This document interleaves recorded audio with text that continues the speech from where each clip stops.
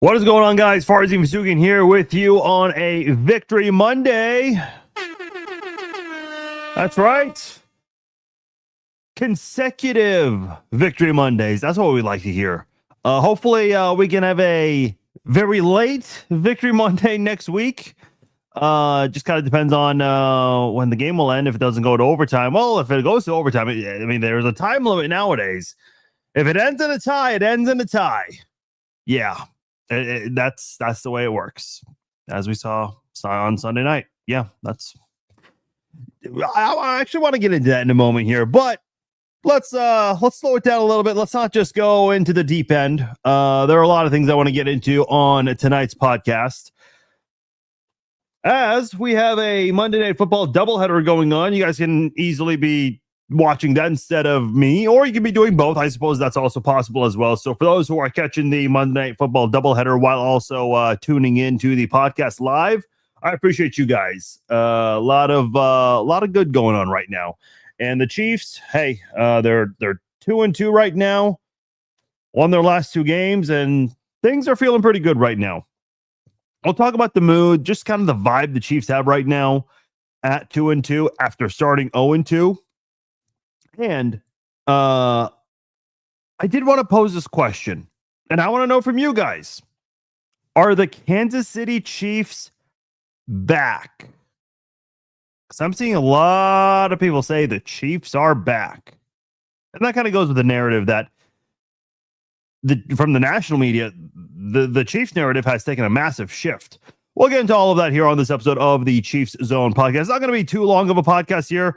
Getting some comments, questions down below. You're doing both. Well, I appreciate you guys, man. That's awesome. So, yeah, let me know what is on your mind, because we'll have some time for questions, comments, that kind of thing, more than we usually do. Of course, there will not be a podcast on Wednesday. That's because the Chiefs are playing on Monday. So just to explain how this works, for those who don't know, if you have a Sunday game, Monday is basically like a film review going back to the previous week. Tuesday, they're off. A lot of times on Tuesdays, players will do public events, charity events. If there's like a little event or a show they'll do, especially with the chicken and pickle that I've been sharing out there, they tend to do that kind of thing as well. Tuesday is generally the off day for NFL players. That's, again, if you play on a Sunday. If you have a Sunday game, your game plan starts Wednesday, continues Thursday, and finishes Friday. Saturday is a walkthrough, and if you're the visiting team on Saturday, that is also the travel day. And then Sunday, of course, is game day. Because the Chiefs are playing on a Monday, the Wednesday, Thursday, Friday turns into Thursday, Friday, Saturday. So the final injury report will come around Saturday around 1 p.m., which is going to be weird because a lot of people are going to be focused in on college football at the time. So that'll kind of come out randomly in the middle of college football. The four teams that you see playing right now, all of their injury reports, that came out on Saturday around 1 or 2 o'clock, depending, what part of the country they're in and when they usually do their press conferences and release that information. So, because we're not going to be able to react to any press conferences or go over an injury report, there will not be a podcast on Wednesday. So we will be back on Thursday. We'll still have a regular Red Friday live chat on Friday. It's obviously not going to be a normal one because we won't have a final injury report. Sometimes things can happen on the last practice of the week that could maybe alter availability and could maybe provide an update on the injury report, but we won't be able to do anything like that. We can still talk and have our normal conversation like always. It'll just be a little different for our Red Friday Q&A live chat this week. Before we go any further, I want to let you know this podcast is brought to you by SeatGeek. That's where I go to for all of my sports ticketing needs. Went to a few Royals games over the summer. Went to a Chiefs preseason game. And then the next day, I went to the KU season opener in week 0 when they revealed their renovated stadium. If you guys want to attend any Chiefs games, KU, K-State, Mizzou, obviously we've got the baseball playoffs coming up. College basketball is right around the corner. You can get your tickets over at SeatGeek, and if you're a new SeatGeek customer, enter my promo code FARZIN, and you will save $20 off your first purchase from SeatGeek. Go to SeatGeek.com, pick your tickets, and at checkout, new customers can enter my promo code FARZIN and save $20 off their first order from SeatGeek. Okay, I want to get into last night, the tie on Sunday Night Football here. Can I just like this? This really grinds my gears. Okay, how is it that the NFL is so focused on updating the dynamic kickoff, and you have to declare an onside kick, which I think is so dumb. Declare an onside kick. Come on. And then all these different rules that they keep mixing up. I don't know. It's just they're fixing things that aren't broken. But the NFL has never made an effort to prevent ties in this league. Do you know why a lot of people don't like soccer? Maybe the pace of the game is part of it. And I'm talking here in the United States. A lot of their games end in a tie. I guarantee you, if the sport of soccer, which, is not a very high scoring game, if all of their games went into penalty shootouts, which I have no idea why that's not a thing, but unless it's the playoffs, do you know how popular the sport would be? People would love to tune in to a penalty kick. If I'm not watching a Sporting KC game, and I know they're on Apple TV now, but if I'm not watching and you see on Twitter, oh, they're about to do a penalty kick shootout because the game is tied, man, I'd probably be going somewhere quickly so I can sit down and watch the game just to see the penalty kick shootout. One of the most exciting things in hockey to me is a penalty shootout. They don't do it in the playoffs. It's a whole different set of rules, but why can't the NFL come up with something? Here's my proposal here, okay? Get the kickers. In fact, get the entire special teams field goal unit, including the defense. Now, you can either do it like that, or you can just have it with a long snapper, holder, and kicker. I'm okay with either or. And in fact, I think it's cool to do it without the defense and the rest of the offensive line, the rest of the blockers, because then you really just let the kickers duel. Obviously, the snapper and the holders, they have to do their jobs as well. But, I mean, why not do a field goal shootout? You start at the 30-yard line. The kickers obviously will take turns going in the same direction. You start at the 30-yard line, go 5 yards back until you get to a 60-yard field goal. You go 1 yard each time, and have it be the same as it would be for a penalty kick shootout in soccer or in hockey. Why wouldn't that? First of all, that would not take very long to do. Someone commented and said nobody wants a 30-minute field goal shootout. How would that ever go to 30 minutes? I mean, unless we're at the 80-yard line, there's no way. I think it would add a little bit more juice and excitement to the game, would it not? And you would get the kickers more involved. People don't talk about the kickers often. So I would be in favor of that. Tyreek Hill just got carted off. What? Shit.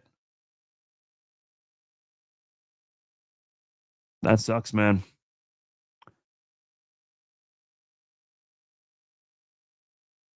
Dude, this has been a bad season for Miami.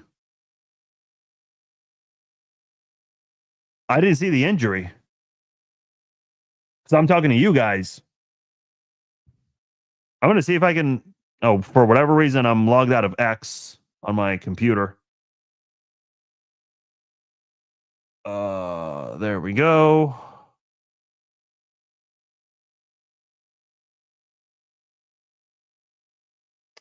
Okay, I'm apparently the Tyreek Hill video is awful. Hold on, chat. Was the Tyreek Hill injury bad yet? Just give me. There goes the trade talks. Yeah, no. Bob says his leg was twisted. Okay, all right. Hold on. I want to see this for myself. I'm not one of those people that gets. I mean, I've seen a lot of bad injuries before.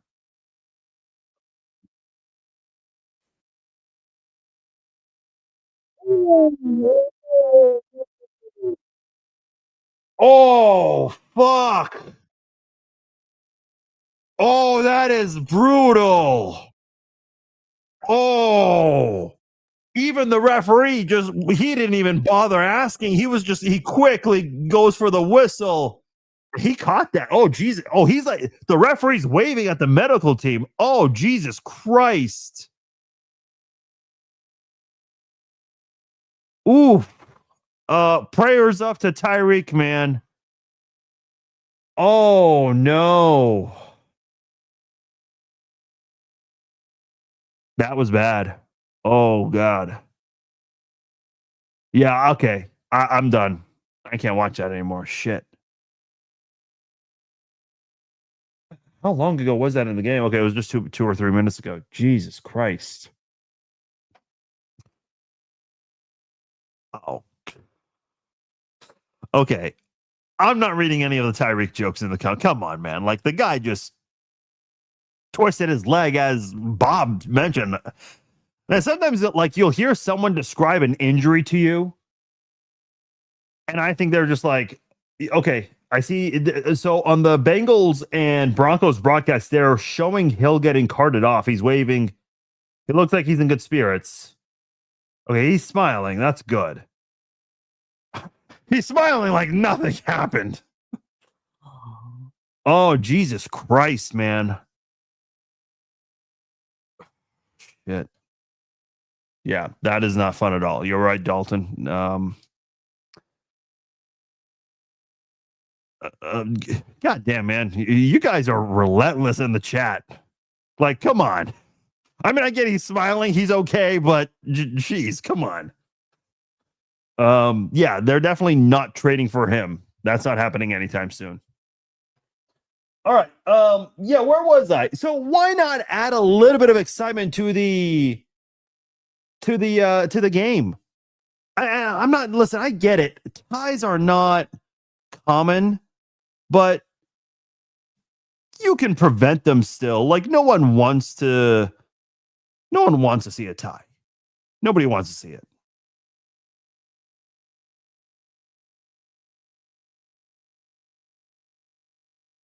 I'm trying to look for some reactions. Yeah, that was rough. That was rough for sure. Anyway, that's just my thoughts on the tie situation here. I got a question for you guys. No right or wrong answer. I have my answer, but I want to know what you guys have to say. Are the Chiefs back? Simple yes or no answer. Are the Chiefs back as of right now on September the 29th, Monday, September the 29th, 2025? After an 0-2 start, now 2-2 at 500, are the Chiefs back? I just want to know from you guys how you feel, because I'm seeing a few people say that they're out, that they're back, and that, you know, everything's all good. Because I've been hearing some of the national media, because I like hearing reactions. I want to hear what other people have to say, and it'll never impact my opinion. My opinion is always going to be mine. A lot of it's already formed, but I always want to hear what others have to say. And everyone's talking about the Chiefs like they're contenders again, Super Bowl contenders. They're acting like the first 2 weeks. I don't want to say that they're acting like the first 2 weeks never happened. They're acknowledging that it happened, but they're certainly acting like it's a long distance memory now. A lot of people wrote off the Chiefs the first 2 weeks. There were a few out there that said, hey, hold on, like, slow down. Yeah, they're in a funk right now, but these are two good teams that they lost to, and two, you know, crucial mistakes that could have maybe changed the complexity of those games. Maybe they could have, maybe not. I don't know. We'll never know. It's almost like saying if Isaiah Likely had his toe in bounds, then the Ravens would have won the game. Well, it's not guaranteed. Now, with Derrick Henry and Lamar Jackson, you'd like to think there's one play in the playbook that'll get you a guaranteed 2 yards to get the 2 points, which the Ravens were trying to do to steal, but it's not guaranteed. You don't just assume that they would have won the game just because if Likely was called in bounds, that the game would have belonged to the Ravens. Here's my thing. I think Kansas City is playing better football recently, for sure. They had two one-sided games against the Giants and against the Ravens. Not even close. The Ravens game was fairly close up until halftime, but in the second half, the Chiefs just played a whole different game of football. That doesn't even compare to the first half. Really, since the halftime period of the Giants game last week on Sunday Night Football, the Chiefs have certainly played a much different style ball game. Now, I said something last week because I watched the Ravens on Monday Night Football while doing this podcast, and they were starting to score some points. And I said, listen, if the Chiefs can beat the Ravens, they're back. I said that at the time. I did say that at the time. What I did not anticipate was that they would allow all these points in that game, and Lamar Jackson would have gotten sacked 7 times. In addition, they continue to get hurt with injuries. There was the whole Madubuike injury. They seem to gotta just move slowly with that. They put him on IR, I think on Saturday, 24 hours before they played the Chiefs. So, and listen, you never apologize for capitalizing on the issues that another team has. If a team is bad, if a team is missing a lot of players due to injuries, you take advantage of that. The Chiefs had a lot of players missing last year due to injuries. The Chiefs did not look like a good football team offensively last year, at least by their standard. But did anyone capitalize and take advantage of that? No. The Chiefs won 15 games last year and made it to the Super Bowl without Rashee Rice. And for a majority of the season, did not have Hollywood Brown and Isaiah Pacheco. So you can't ever apologize if an opposing team does not take advantage of who's absent on your team.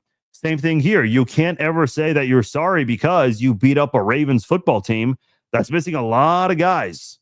You can't ever apologize for that. And not to mention, I mean, it's not like the injuries just suddenly happen. I know Lamar Jackson got hurt and he might not be available for this week. I know Roquan Smith, a great linebacker, he went out in this game, but they were already missing players. They were missing a bunch of defensive linemen before the game even started. So all these experts on ESPN, NFL, and all the Ravens fans online, well, okay, I should say all of them. I saw some of the concerns from Ravens fans, but a lot of people still pick the Ravens. The sports books went with the Ravens. They favored them to win. So I don't want any of this bullshit of, oh, well, you beat up a battery. No, you beat up a team that had to get beat up on, and that's what you're supposed to do. However, to answer the question, are the Chiefs back? Which a lot of you guys are saying yes. A few of you are saying close, and they've got to do it one more time. That's where I'm at right now. So 7 days ago, I said that the Chiefs would be back if they beat the Ravens, and I'm rescinding that. I don't think they're back yet. I think they're very close, like a couple of you guys mentioned. I do agree that they're close. Jacksonville is a much better football team. In fact, Jacksonville has the best turnover differential in the NFL right now, and they lead the league in interceptions. So if you want to go out there and prove yourself against a good defense, and I think the Chiefs have to do that, as great as yesterday was with that offense, it actually looked dynamic, then I want to see you do it again against a better defense, and they're going to be playing a much better. The Jaguars, I mean, there are some weaknesses on that defense, but there are also some really good things they do on that defense as well. So I want to see Kansas City prove themselves one more time before I officially say they're back. And a little update, Tyreek Hill is being taken to a local hospital for imaging. So that's good. I know, well, not good, but he was in good spirits, because I did just see another update that he was in high spirits and whatnot, especially after a devastating injury. Was Nick Wright good on his show today? Nick was Nick, as he always is, and we love him for that. I will say it was a really funny start to the show, so I do encourage you to look it up, Robert. I'm sure it's already on their YouTube page. You know what I like about that show, and it's the highest rated show for a reason. Those guys give each other shit, kind of like how you and your buddies do sometimes. and they all laugh about it and have a damn good time. Like whenever the Chiefs lose, I remember when the Chiefs lost to the Lions that same year, Nick Wright predicted that they'd go 20-0. Nick Wright started, instead of doing his tap, he starts off like this, and they're all giving him a hard time. They gave him a hard time for when the Eagles beat the Chiefs in the Super Bowl last year. And then today, Brew kind of showed up in a hospital bed. They brought him to the seat with a hospital cart. I like they give each other a hard time, and they're all good sports about it. Like, that's what I like about the show. It's like you're listening to your own friends on there. And I think, you know what that show would be really good? Those three would be great at radio. We know Nick Wright is great at radio. He did it in Kansas City, dominated the ratings, and then he goes over to Houston, much bigger market, did the same thing, and that's how he got to FS1. They're basically having a sports talk radio show style on TV. That's what they're essentially doing. And not to compare it to like Colin Cowherd. Colin Cowherd is specifically for radio, but they'll do some things that'll kind of be a good presentation for the home viewing TV audience. But that's ultimately a radio show. First things first, I think the reason why that works is because they don't treat it like a TV show. Like the way on ESPN, I don't know. There's just something different about the first things first style that no other show has been able to do. They've tried to replicate it on other FS1 shows, and it just never worked. And there's a reason why it's canceled. The other reason is they had to pay Dave Portnoy to give you college football analysis that games should occur regardless of a lightning strike. I digress. So, yeah, check out the show if you get a chance. People are saying Lamar Jackson quit on his team. I don't see it that way. I think he suffered a minor injury. Well, I thought it was minor, and now it seems to be something serious because he may not play this week. Maybe it's a safe face. I don't know, but the game was a blowout. Like, if I'm a Ravens fan, do I want to see Lamar Jackson in there in the fourth quarter? No, the game's over. The game was decided. Like, there's nothing the Ravens could have done to realistically come back from that.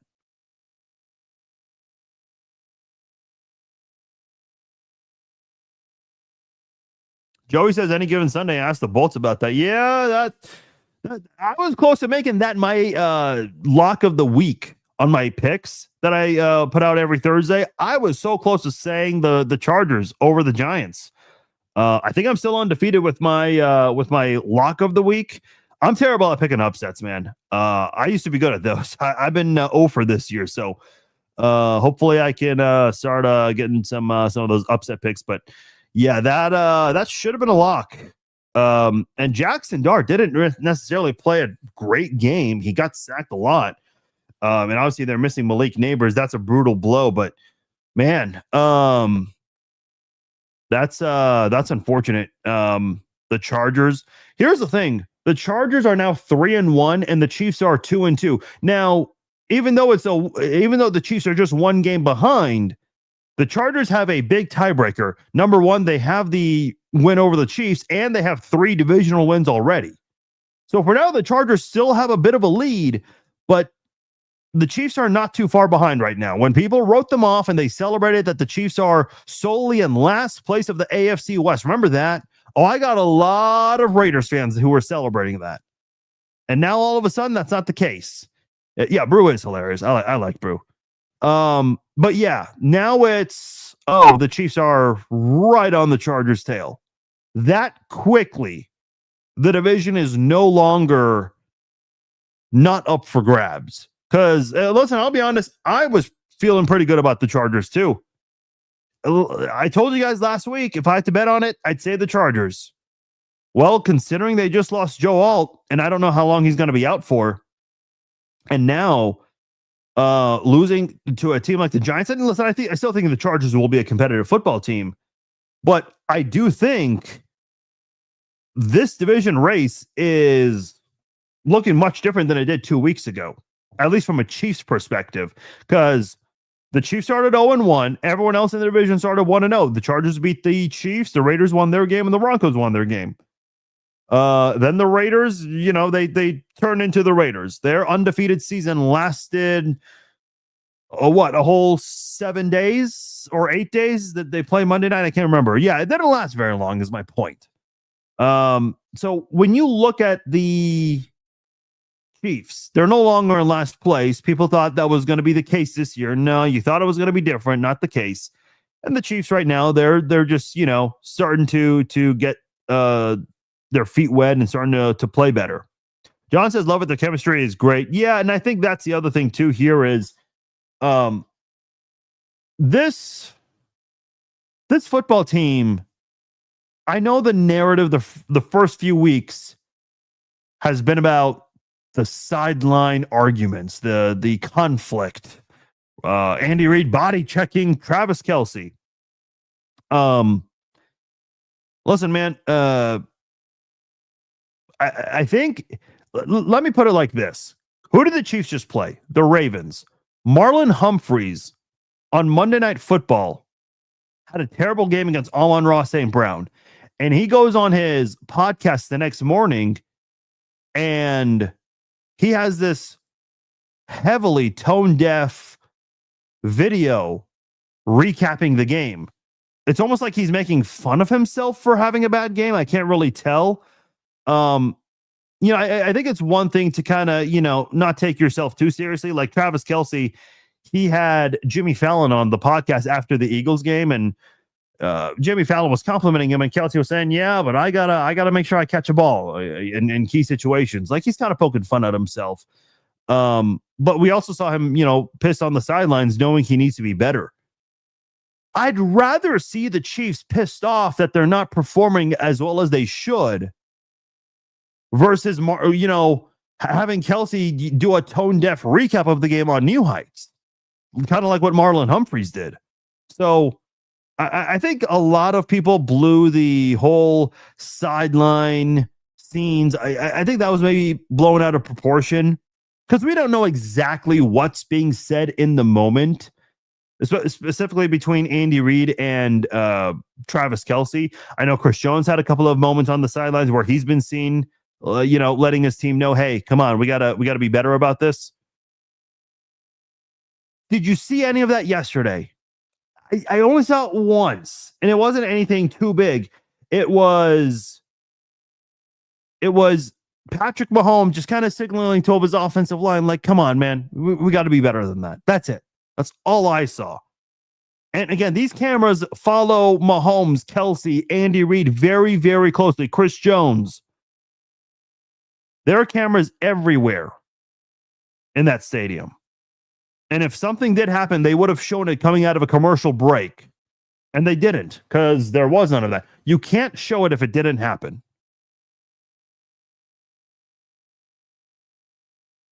Worst thing about First Things First is bringing Parkins in, leave it to Nick. Oh, man, I disagree, Joey. I was calling for them. When Parkins' show got canceled, which thank God it did, because that host, I can't remember his name, is awful.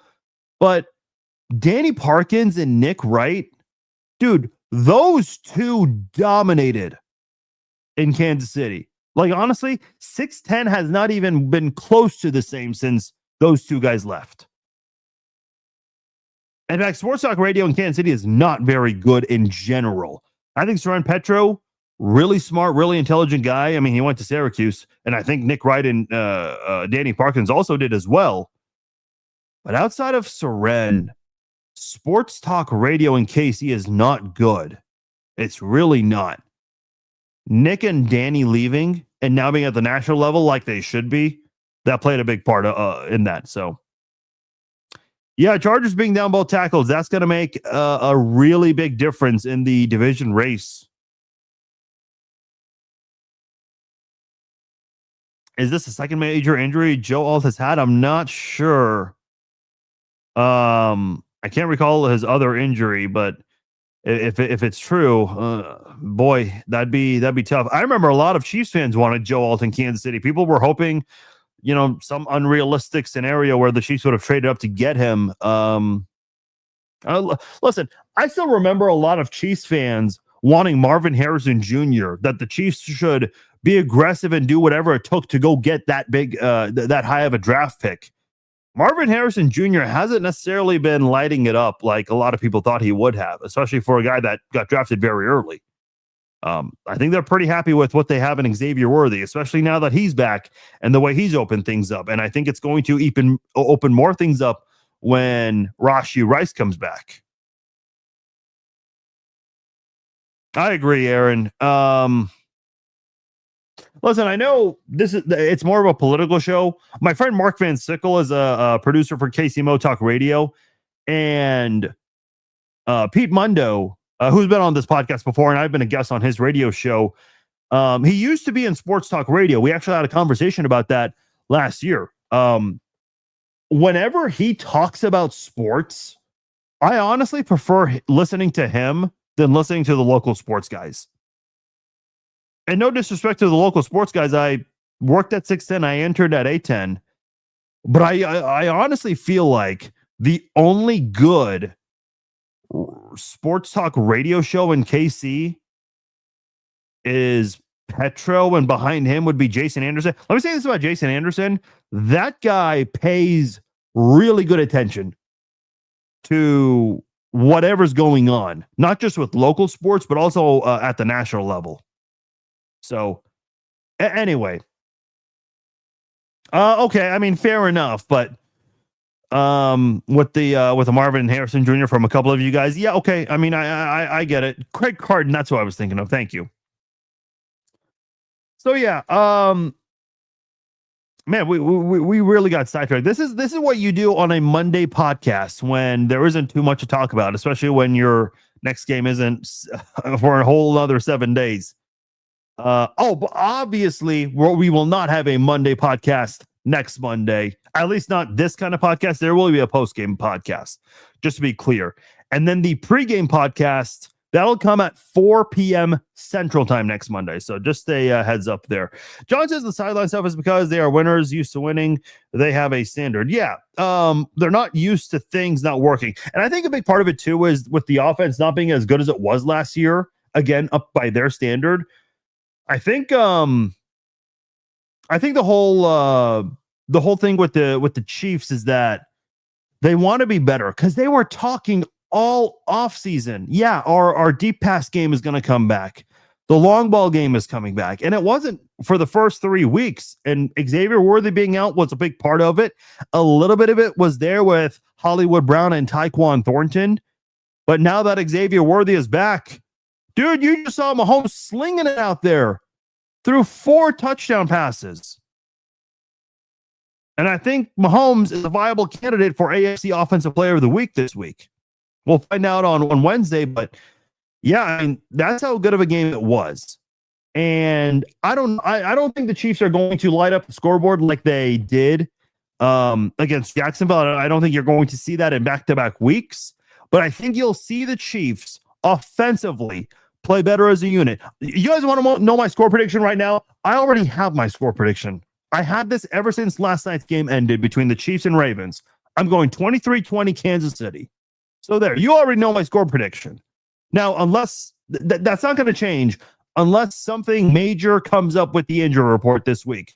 But I don't anticipate that to be the case. I'm going 23-20 Kansas City. DraftKings has the Chiefs as 3-point betting favorites, and I think that is 100% and accurate and fair because I am going a 3-point win for Kansas City. So that is my score prediction for Monday's game. Unpopular opinion, Keatsman is great, even though his takes can seem pompous. I actually don't disagree entirely. I think the problem with Keatsman, sometimes he says things, and it's like, man, I think he should have maybe thought twice about it. Like the Patrick Mahomes fat thing on his podcast. I listened to his podcast. His whole point was he's worried Patrick is going to get lazy in his 30s. Bro, come on. Listen, I'll say this because I've had people ask me in the past whenever I intern at A10, they're like, oh, Keatsman probably treated you like shit. And I'm quick to say, no, Keatsman was actually one of the nicest people at A10. In fact, A10 has not, they have not, like, they don't hide from this, but there are a lot of weird arguments and shouting that takes place at A10. And listen, I dated someone, and her brother-in-law, I met him at one point, and he also worked at A10 in the sales department. And he was telling me a lot of the same stories that I had experienced when I was an intern, because he worked there a couple of years after I interned there. I don't know why it's like that. When I was at 610, dude, anytime there was something that went wrong, people handled it rationally, which I appreciated. But yeah, Keatsman, because I'll say this. There was a producer who got into it with someone else. I'm not going to go into names or specifics. Then he comes up to me, he wags his finger at me, and he goes, "This better stay in-house." I'm like, get your fucking finger out of my face, dude. Like, just because I'm 18, you're not going to talk to me like that. That's how old I was when I interned there. I don't know, man. Like, think like you're on a first date with someone, and you know, you order your food and the server brings is the wrong order, and she loses her shit over something small like that. It's like, wait a minute, this is how you handle conflict? Like, there's definitely not going to be a second date, because that's an immediate turnoff. That's how I'm describing my time at A10 as an intern there. Funny story, they actually reached out to me 2 years ago about wanting to work for them. And I was like, okay, what do you want me to do? And what are you paying? And they wouldn't tell me.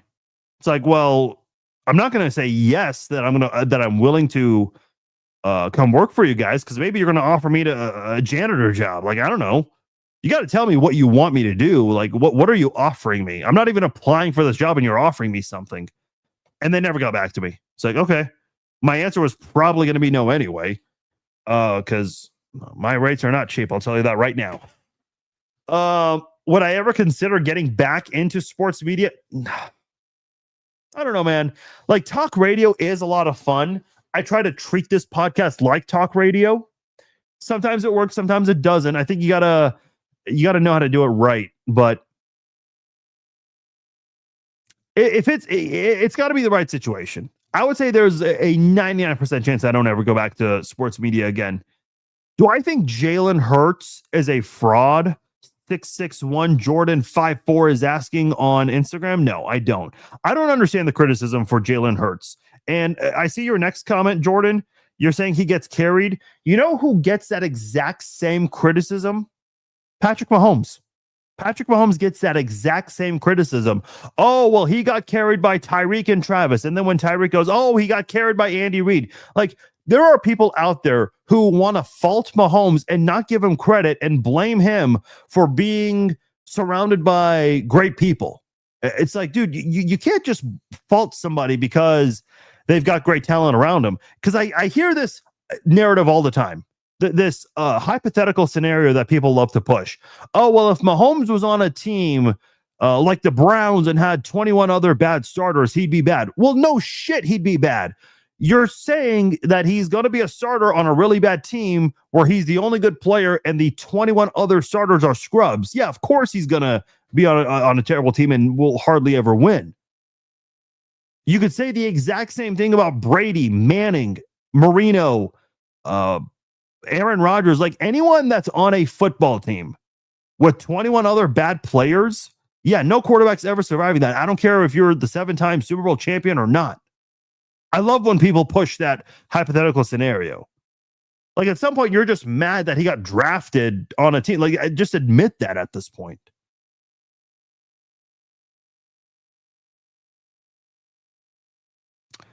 Do I think the Chiefs should go after OBJ? No, not really. Listen, I for depth purposes, sure, but if you want him to be like your key receiver, that'd be pretty hard to do because he's not that great. He had a couple of great years and had one ginormously impressive catch. That was it. Like, even when he was on the Rams, he wasn't necessarily lighting it up with them. Didn't he go to the Ravens for a year? He had like one really good game for the Ravens. That was it. So, no, I don't think the Chiefs are going to go after OBJ. I'll read a couple more, and then I'll get out of here. Aaron, that's a funny way of putting it, dude. Let me share this story, and again, I'll avoid names, but I remember I would come in. I come in different days, different times because of my schedule, because I was also working that summer. And I go in one afternoon, and I see one of the support staff guys. You could tell he was not in the mood. And usually we have to check in with him all the time when we came in. I'm just like, yeah, I'm not even going to go there. I already knew something happened. Like, you just know that off the bat. I don't know, man. Like, keep in mind, like, I was 18 at the time. Now I'm like, I'm more than twice that now. Just like seeing how people would handle conflict. It's like, dude, no. In fact, I know people who considered working there, and they've been told, nah, you don't want to. So, yeah, the Ravens let OBJ go for a reason. Yeah, he didn't necessarily have the ever since his Giants tenure, he just hasn't been that receiver anymore. You know what I mean? I think a lot of people just remember him for that one big catch and a couple good seasons with the G-Men, but that's it. That's really it. The Broncos are winning 14-3. Come on, Bengals. Let's go, Bengals. I'm rooting for you, Cincinnati. You can do it. Let's go. Air horn for the Bengals. I even went over the top with that air horn there. Dolphins are up 24-10. Tyreek Hill, the reports are that he has a dislocated knee. Yeah, hopefully he's okay, man. I mean, he was in high spirits, so that was good, but that injury was brutal. All right, I'm going to go ahead and sign off here. Obviously, a very casual, a very laid-back episode of the Chiefs Zone podcast, because it's kind of a quiet Monday. It feels like a bye week, even though it's not, because the Chiefs don't have a lot going on right now, and they don't have practice until Thursday. So it is going to be a quiet couple of days on the Chiefs front there. Bengals defense looks bad. Yeah, they should fire Lou Anarumo. He's the problem. Oh, wait, they did fire him. The other guy is not the solution. So clearly he was never the problem. Look at Indianapolis. I'm not saying they're great, but Lou Anarumo doing far better, especially that he has talent. Imagine that. If you guys enjoyed this podcast, please give it a like. Consider subscribing on YouTube. It is free on there. We're trying to put more content on YouTube as well that won't be on Facebook. More long form videos like 5, 10, 15-minute, those type of videos. That's more conducive to YouTube than it is on Facebook or anywhere else. So if you guys want more video content like this, in a form of 5 minutes, 10 minutes, 15 minutes, make sure you're subscribed to the YouTube channel. Just search the Chiefs Zone or go to youtube.com/@thechiefszone. Would greatly appreciate it. Share the live streams on Facebook, YouTube, X, and it'll also be available on Apple and Spotify. Hey guys, I appreciate you all. There will not be a podcast Wednesday. Remember that. We'll be back Thursday, 7 p.m. Central Time. Join me for that. Until then, I'll talk to you all later. Enjoy the rest of the Monday Night Football doubleheader. Peace out.